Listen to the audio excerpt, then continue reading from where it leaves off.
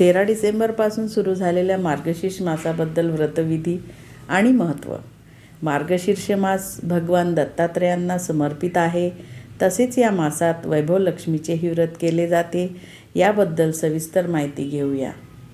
मार्गशीर्ष मास हा केशव मास म्हणूनही ओळखला जातो, कारण या महिन्याचे पालकत्व भगवान महाविष्णू यांच्याकडे असते. त्यामुळे या महिन्यात ईशसेवा पुण्यसंचय या हेतूने तब्बल 90 व्रते केली जातात. पैकी अनेक व्रते कालोघात मागे पडली, परंतु आजही उर्वरित व्रताचे भाविक यथाशक्ती पालन करतात. पुणे येथील संजय वेलणकर लिहितात, मार्गशीर्ष हा लक्ष्मीचा महिना. संस्कृतमध्ये मार्गशीर्षाला केशव मास म्हटले गेले, कारण लक्ष्मी समवेत पितांबरधारी विष्णूही हेमंतांचे स्वागत करतात. अलीकडे आणि मराठी महिलांमध्ये लोकप्रिय होत चाललेल्या लक्ष्मी व्रतात जे लक्ष्मी स्तोत्र वाचले जाते, त्यात मार्गशीर्षाचे उत्तम वर्णन आहे. पवित्र महिना मार्गशीर्ष, त्यात वसे लक्ष्मी अंश, तोच योग्य लक्ष्मी व्रतास प्रत्येक वशीर सर्वदा, असे हे लक्ष्मी व्रत सांगते.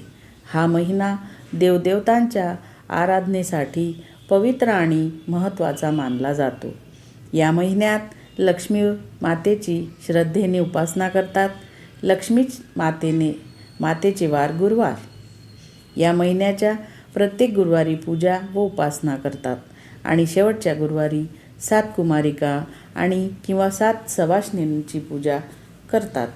लक्ष्मी मातेच्या पोथीत सांगितल्याप्रमाणे पूजा व्यवस्थित करावी. मनापासून श्रद्धेने उपासना करावी, तेव्हा देवी प्रसन्न होईल. तुमची मनोकामना पूर्ण होईल. उपवासाच्या दिवशी फराळामध्ये दूध, फळं घेऊन देवी मातेचे नामस्मरण करावे. खरीपाचे पीक घरात आलेले असते. वाड्यांमध्ये भाजीपाला पिकलेला असतो. त्यामुळे रांजणात धान्य आणि तिजोरीत लक्ष्मी, अशी गावाकडची परिस्थिती असते. जेजुरीच्या खंडोबाचे मार्गशीर्ष शुद्ध प्रतिपदेला एकूण 6 दिवसाचे जे पूजन होते, त्यालाही खंडोबाचे नवरात्र असे म्हटले जाते. मणिमल्ल या 2 दैत्यांनी लोकांचा अपार छळ केला. त्यावेळी भगवान शिवशंकर खंडोबाच्या रूपात योद्धा बनून आले. त्यांचे या दोन्ही दैत्याबरोबर 6 दिवस घनघोर युद्ध झाले. त्यात दोन्ही दैत्य मारले गेले. तो दिवस चंपाषष्ठीचा होता.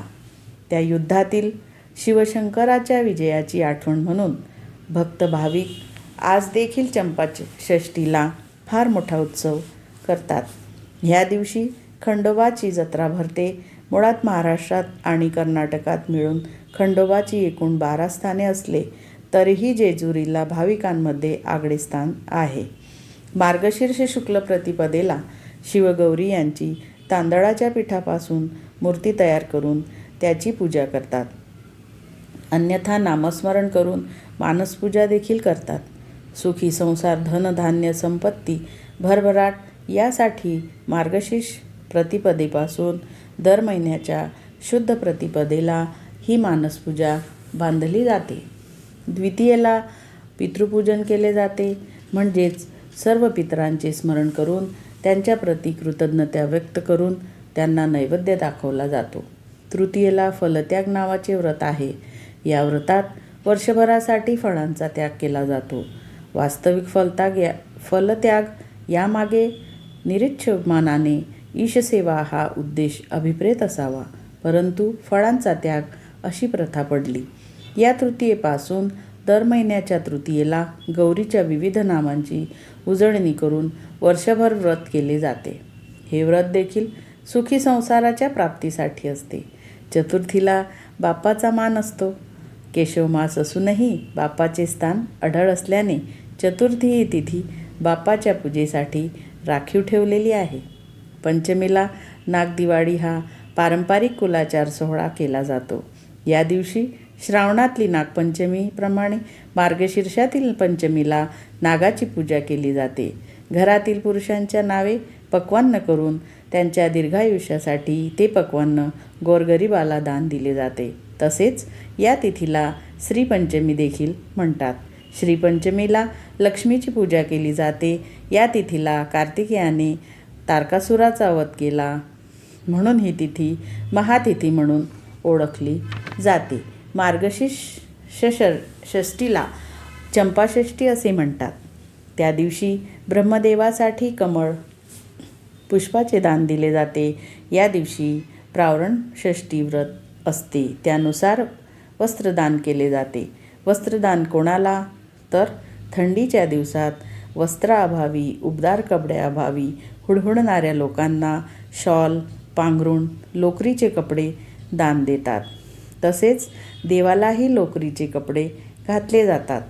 सप्तमी सूर्यांशी संबंधित आहे. सूर्यपूजा केली जाते. अष्टमीला दत्तक्षेत्री दत्तात्रयांच्या नवरात्रीच्या व्रतोत्सवाला प्रारंभ होतो.